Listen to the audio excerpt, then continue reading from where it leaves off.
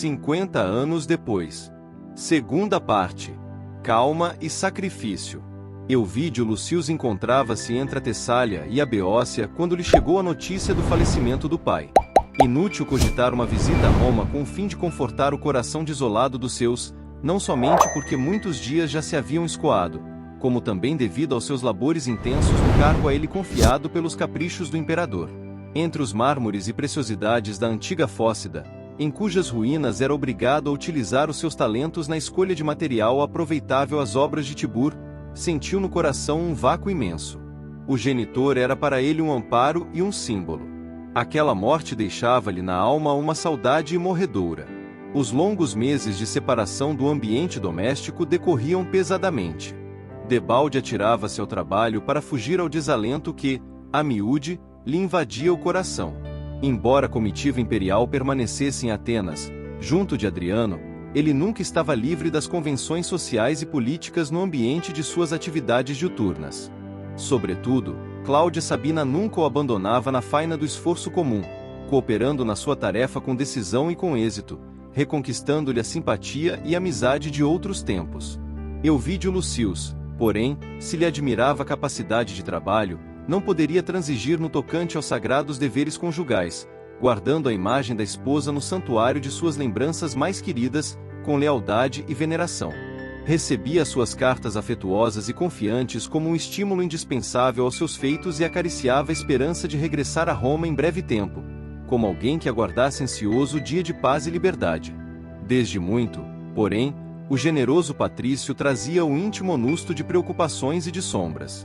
A esposa de Lólio Úrbico, modificando os processos de sedução, apresentava-se agora, a seus olhos, como amiga devotada e fiel, irmã dos seus ideais e de suas preocupações.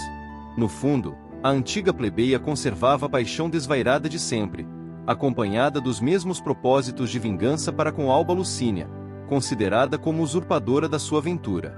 O tribuno, entretanto, observando-lhe as dedicações reiteradas e aparentemente sinceras, começou a acreditar no seu desinteresse, verificando a confortadora transformação dos sentimentos da sua profunda capacidade para o artificialismo.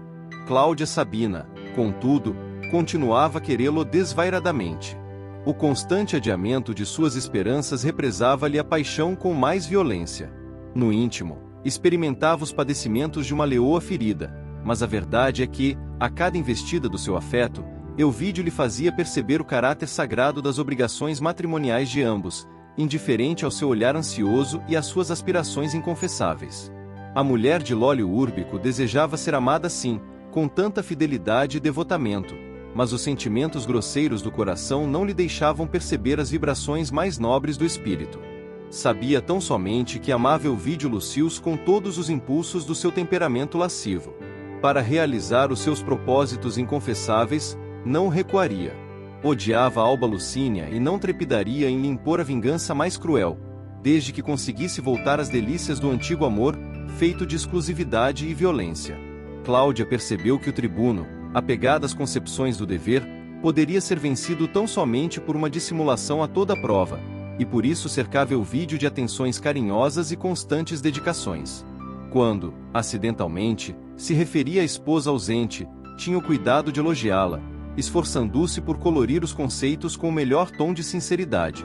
Desse modo, o filho de Cneio Lucíu se foi prendendo novamente na teia de encantos daquela mulher, concedendo-lhe uma atenção indevida, sensibilizado nas fibras mais íntimas do coração, embora nunca chegasse a olvidar as suas obrigações mais sagradas. Cláudia Sabina, contudo, afagava novas esperanças.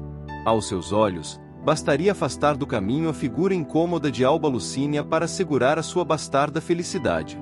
Certo dia, a esposa do prefeito, fingindo distração nas palavras, como de costume, asseverou a Euvídio em íntima palestra: a última carta de uma das minhas amigas, de Roma, dava-me a conhecer um pormenor curioso da vida de meu marido. Musonia avisa-me que Úrbico passa em sua casa quase todo o tempo de que dispõe nos seus labores de estado. Em minha casa? Perguntou o tribuno, ruborizado, adivinhando a malícia de semelhante informação. Sim, respondeu Cláudia, aparentando a maior indiferença. Sempre notei em meu marido singular predileção por sua família. Lucínia e sua filha sempre foram alvo de suas gentilezas especiais. Aliás, isso não nos pode surpreender. Fábio Cornélio, desde muitos anos, tem sido seu melhor amigo.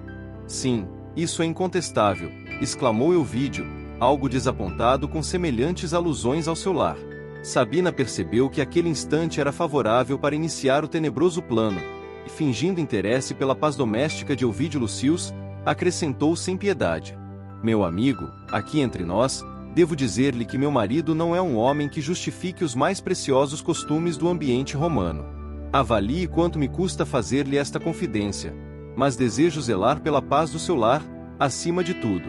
Hipócrita e impulsivo por índole, Lólio Úrbico tem feito numerosas vítimas no campo de suas aventuras de conquistador inveterado. Temo-lhe a frequência à sua casa, por sua mulher e por sua filha. Elvídio fez-se pálido, mas Cláudia, percebendo o efeito de suas palavras, prosseguia impiedosamente. Vivemos uma época de surpresas temerosas, na qual as mais sólidas reputações baqueiam imprevistamente. Desde que me casei com o prefeito, venho experimentando uma série de provações. Suas aventuras amorosas têm me acarretado grandes dissabores, dado o clamor das vítimas a me repercutirem no coração. Por Júpiter!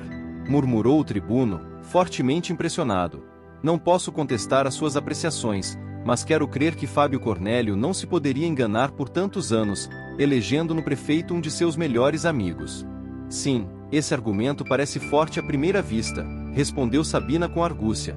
Mas convém lembrar que o meu amigo recomeça sua vida na capital do império, depois de muitos anos acostumado à tranquilidade da província. O tempo demonstrará que o censor e o prefeito se identificaram muito em uns tantos negócios do estado. Ambos são compelidos a se respeitarem e a se quererem mutuamente, mas, quanto à conduta individual, sabem os deuses da realidade de minhas afirmativas. Elvídio Lucius desviou a palestra para outros assuntos, reconhecendo a delicadeza daquelas observações sobre a honorabilidade de outrem e a propósito do seu lar. Mas, quando Sabina se retirou, sentiu-se envenenado de preocupações injustificáveis e profundas. Que significariam as visitas reiteradas de Lólio Úrbico à sua casa? Porventura, Alba Lucínia ter-se-ia esquecido dos seus sagrados deveres? Fábio Cornélio prender-se-ia tanto aos interesses materiais, a ponto de olvidar o nome e as respeitáveis tradições da família? Na mente do tribuno, as numerosas cogitações íntimas se baralhavam em tormenta. Ainda bem que aquela ausência dolorosa estava prestes a findar. Hélio Adriano já expedira as ordens para que largassem da Itália as galeras para o regresso. Em Roma, porém, a situação de Alba Lucínia e da filha chegava ao auge do sofrimento moral. Várias vezes, Célia percebera os colóquios de sua mãe com o impiedoso conquistador, mas, dada sua timidez, não podia perceber a repulsa da genitora diante da infâmia e da cruel ousadia.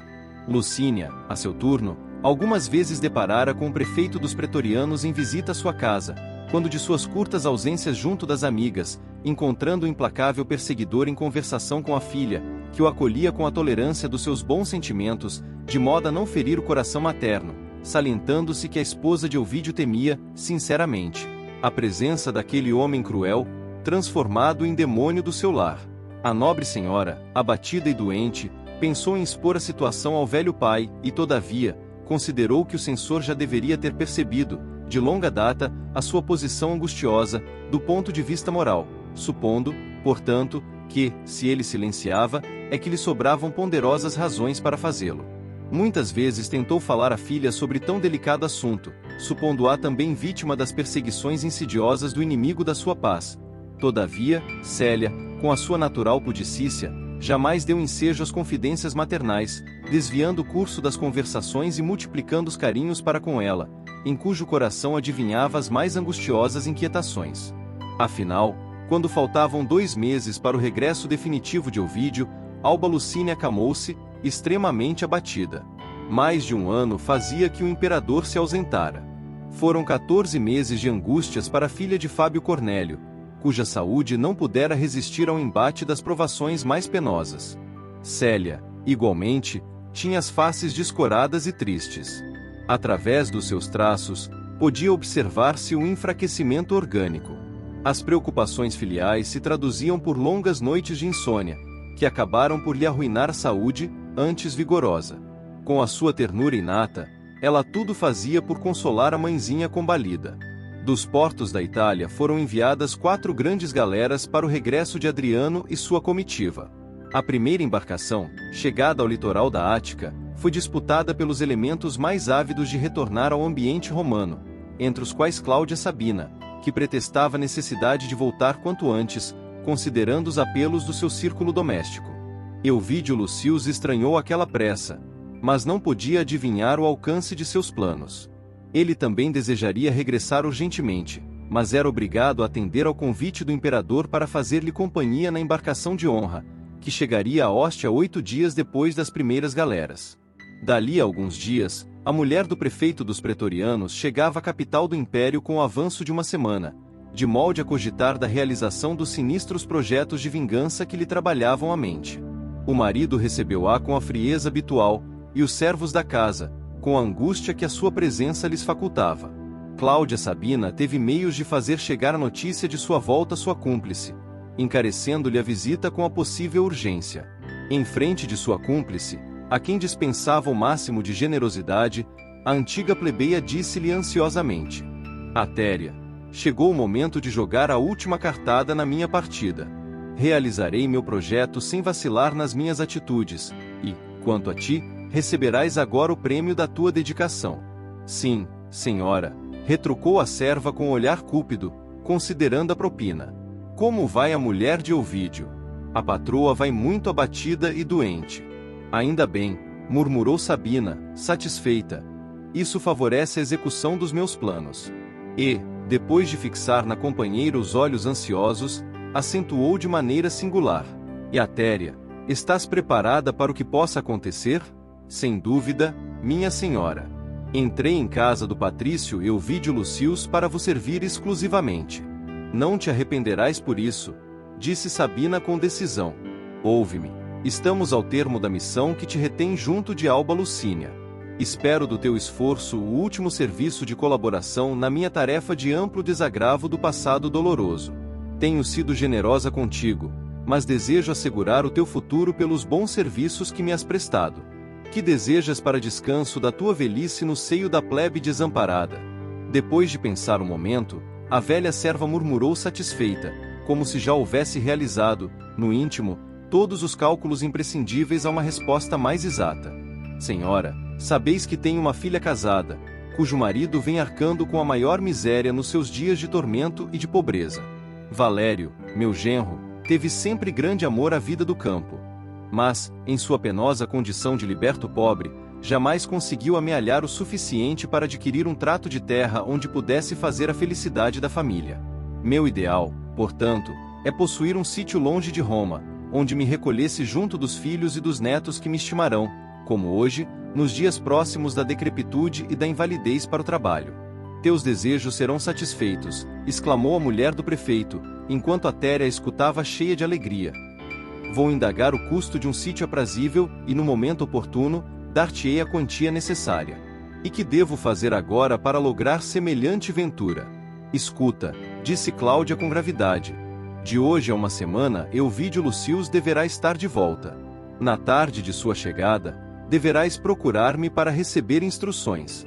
Nesse mesmo dia, terás o dinheiro necessário para realizar teus desejos. Por agora, vai-te em paz e confia em mim. Atéria estava radiante com as perspectivas do futuro, sem levar em conta os meios criminosos que haveria de empregar para atingir seus fins. No dia seguinte, pela manhã, uma liteira modesta saía da residência de Lólio Úrbico em direção à Suburra. Será inútil esclarecer que se tratava de Cláudia Sabina, dirigindo-se à conhecida casa da vendedora de sortilégios, com quem haveria de concluir os seus projetos sinistros. A feiticeira de Cumas recebeu-a sem surpresa, como se estivesse à sua espera. Depois de mergulhar as mãos ávidas na aluvião de sestércios que Cláudia lhe trazia, Plotina concentrou-se diante da trípode que já conhecemos, falando em seguida. Senhora, o momento é único. Deveremos cuidar de todos os pormenores quanto ao que vos cumpre fazer, a fim de que se não percam os nossos melhores esforços. Cláudia Sabina pôs-se a meditar num plano minucioso que a feiticeira submetia ao seu critério. Plotina falava em voz muito baixa, como se receasse as próprias paredes, tal a ignomínia das sugestões criminosas. Fim da longa exposição, a consulente retrucou pensativa. Mas não seria melhor exterminar a rival? Tenho alguém em sua casa que se poderá incumbir do último golpe. Sei que conheces os filtros mais violentos e que nos podes fornecer hoje mesmo. Senhora, as vossas ponderações são razoáveis, mas deveis recordar que a morte do corpo só aproveita aos assuntos de ordem material, e, em nosso caso, eles são de ordem espiritual, tornando-se indispensável um golpe infalível. Quem nos dirá que o homem amado voltará aos vossos braços se a companheira descer as cinzas de um túmulo? Os que partem para o além costumam deixar uma saudade duradoura, alimentando sempre uma paixão inextinguível. E enquanto a esposa do prefeito considerava as estranhas insinuações como certas e justas, Plotina continuava: é preciso instilar o ódio no coração do homem desejado para que a vossa aventura seja efetiva. Para atingirmos esse fim, necessária se torna flagelar a alma, abatendo-a e destruindo-a. Sim, as tuas advertências são assaz judiciosas e não devo desprezá-las. Mas, de conformidade com teu plano, meu marido deverá desaparecer. E que vos importa isso, se a sua morte se faz necessária? Não forçais o destino para gozar a felicidade possível com outro homem. Sim, teu projeto é o melhor, porquanto chegaste a prever todas as consequências. E, como se apostrofasse a figura imaginária da rival, vítima da sua insânia e do seu ódio, acentuou com os olhos perdidos no vácuo: Alba Lucínia deverá viver.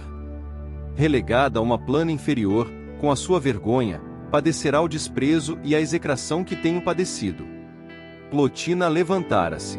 De um armário esquisito, retirou frascos e pacotes que entregou à cliente com observações especializadas. Aceitando de alma aberta o plano odioso, Cláudia Sabina saiu, prometendo voltar. Dali a dias, Hélio Adriano, com a sua imponente comitiva, entrava pela porta hóstia, aclamado pela onda espessa do patriciado e do povo. O imperador, com a sua predileção pelas relíquias da antiguidade, recomendou Elvídio superintendesse todo o serviço de descarga das peças curiosas da Fócida, destinadas a Roma. O tribuno, porém, delegando a incumbência a um dos seus prepostos de confiança, dirigiu-se à cidade para abraçar a esposa e a filha. Lucínia e Célia receberam-no com transportes de júbilo indizível. O tribuno, porém, abraçou-as tomado de enorme surpresa. Ambas se encontravam desfiguradas e doentes. Nada obstante, trocaram-se impressões carinhosas, cheias do encantamento e do júbilo de se reverem. Assinalando essa comovedora alegria, o generoso patrício, amante do lar, retirou de pequena caixa um soberbo bracelete de pedras preciosas, que entregou à esposa como lembrança de Atenas, e deu à filha uma formosa pérola adquirida na Caia, como recordação da Grécia longínqua. Depois, foi um longo desfiar de reminiscências amigas e doces. Alba Lucínia teve de confiar ao marido todas as peripécias da enfermidade, agonia e morte de Cneio Lucius. Enquanto a cidade se repletava de espetáculos para ilustrar o regresso do imperador, Elvídio Lucius e os seus entretinham-se em palestra carinhosa, matando as saudades recalcadas.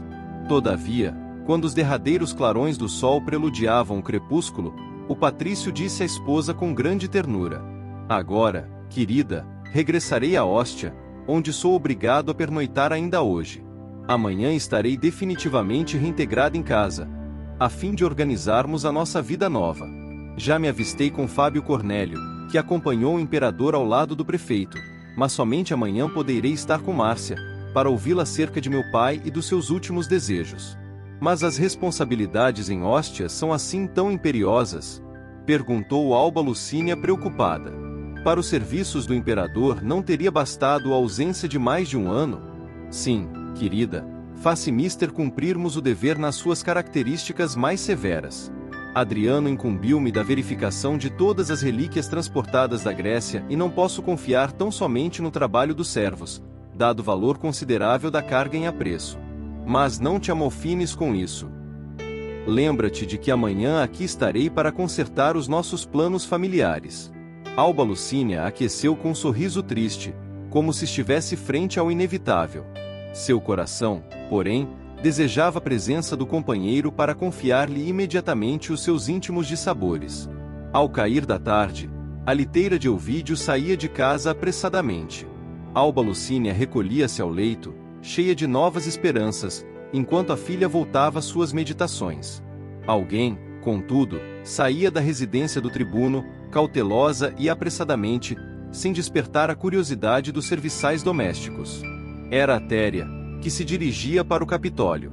Cláudia Sabina recebeu a sófrega, fazendo-a entrar num gabinete mais discreto e falando-lhe nestes termos: ainda bem que vieste mais cedo. Tenho de tomar muitas providências. Aguardo as vossas ordens, respondeu a criatura na sua fingida humildade. Atéria, volveu Sabina com voz quase imperceptível: estou vivendo horas decisivas para o meu destino. Confio em ti como se confiasse em minha própria mãe. E entregando-lhe pesada bolsa, com o preço da traição, acrescentava: aqui está o prêmio da tua dedicação em favor da minha felicidade. São economias com que poderás adquirir um sítio longe de Roma, conforme desejas. Atéria, cúpida, recebia pequena fortuna, deixando transparecer estranha alegria nos olhos fulgurantes. A mulher de Lólio Úrbico, todavia, continuava em tom discreto: em troca da minha generosidade, exijo-te, contudo, segredo tumular, ouviste? Essa exigência me é muito grata, creia, dizia a cúmplice. Confio na tua palavra. E, depois de uma pausa, olhos perdidos no vácuo, como a antever os seus feitos horríveis, acentuou: conheces a coluna lactária, no mercado de legumes? Sim, não fica longe do pórtico de Otávia. Há muitos anos, por ali perambulei, a fim de observar as criancinhas abandonadas. Nesse caso, não me será difícil explicar-te o que pretendo.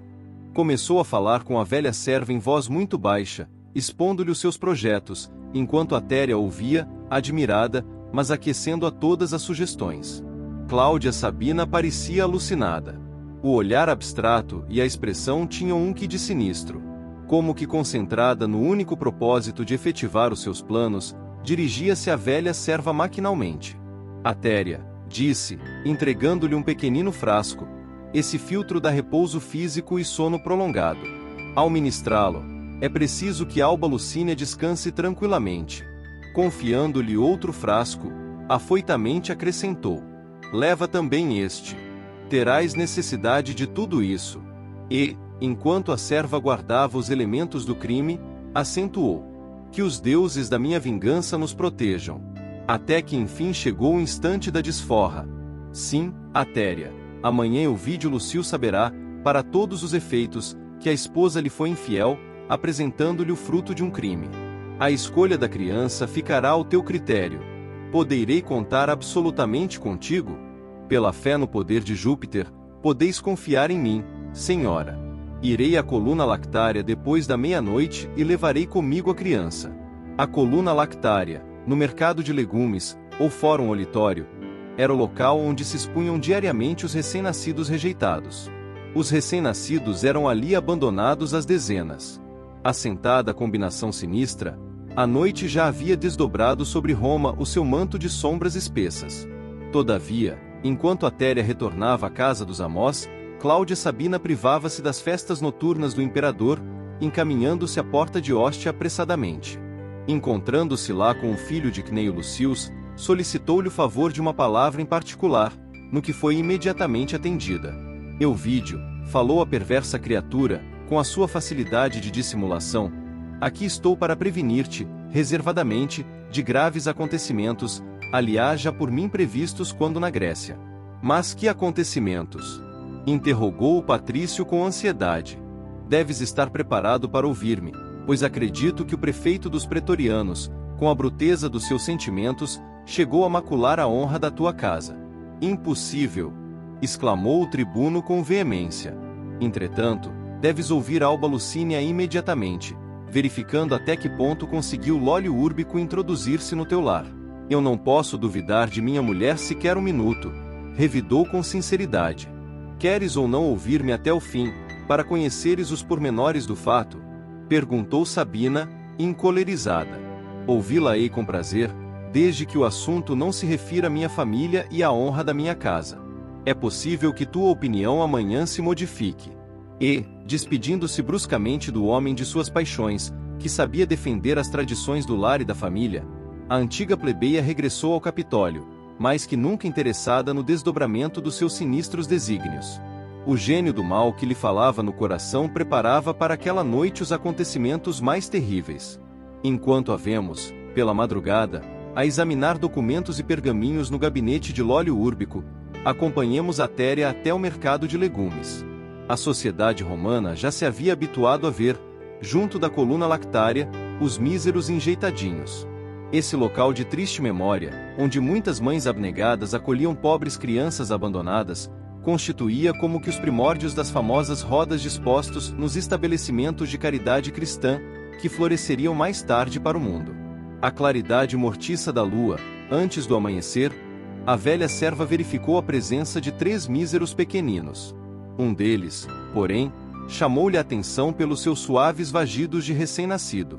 Era uma criancinha de traços delicados e nobres, que a cúmplice de Cláudia pôde examinar minuciosamente à luz de uma tocha. O enjeitadinho, com roupas muito pobres, parecia ter nascido há poucas horas. Atéria tomou-o nos braços, quase com enlevo, considerando intimamente: esta criança deve ser um digno rebento de patrícios romanos. Que penoso romance não se ocultará no seu vestidinho roto e ordinário. Levou-o consigo, penetrando na casa dos Amós com todo o cuidado. Amanhecia. Naquela noite, a criminosa adicionara o narcótico aos remédios de sua senhora.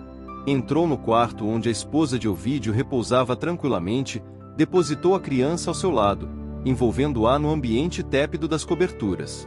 Em seguida, preparou ali toda a encenação necessária, sem que a pobre vítima do filtro, que a mergulhara em longo e pesado sono, pudesse perceber o que se passava. Todavia, o pequenino começou a chorar fracamente, embora a serva criminosa fizesse o possível por acalmá-lo. No quarto contíguo ao de sua mãe, dado o ruído insólito, Célia despertou. Acordou aturdida e sensibilizada. Acabará de sonhar que se encontrava novamente no cemitério triste da Porta Nomentana, como na memorável noite em que pudera rever o bem-amado de sua alma. Figurou-se-lhe contemplar Cira a seu lado, enquanto Nestório mantinha a mesma atitude das suas antigas prédicas, perguntando: quem é minha mãe e quem são os meus irmãos? Tinha o cérebro ainda preso de emoções carinhosas e as mais ternas lembranças no coração de menina e moça.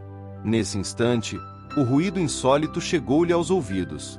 Vagidos de criança? Que significaria aquilo? Levantou-se apressada, com o pensamento ansioso mergulhado em dolorosas perspectivas. Notando o movimento de alguém que se aproximava, Atéria fez menção de retirar-se à pressa, mas a jovem já havia transposto a porta, verificando-lhe a presença. Contemplando a criança ao lado de sua mãe adormecida e os sinais evidentes de quanto caracteriza o lugar de um parto, presumiu adivinhar o drama com as amargas suspeitas do seu coração filial. Um turbilhão de pensamentos penosos surpreendeu-lhe o cérebro enfraquecido. Sim, aquela criancinha deveria ter nascido ali, como consequência fatal de uma tragédia inesquecível. Atéria, exclamou num gemido: que significa tudo isso? Vossa mãe, esta noite, minha boa menina, respondeu a serva criminosa, sem se perturbar, deu à luz um pequenino. É incrível! Soluçou a filha de Ovídio, com a voz estrangulada. Entretanto, é a verdade, revidou Atéria em voz muito baixa. Não dormi, auxiliando a senhora em seus sofrimentos. E, apontando para a infortunada consorte do tribuno, exclamou quase tranquila: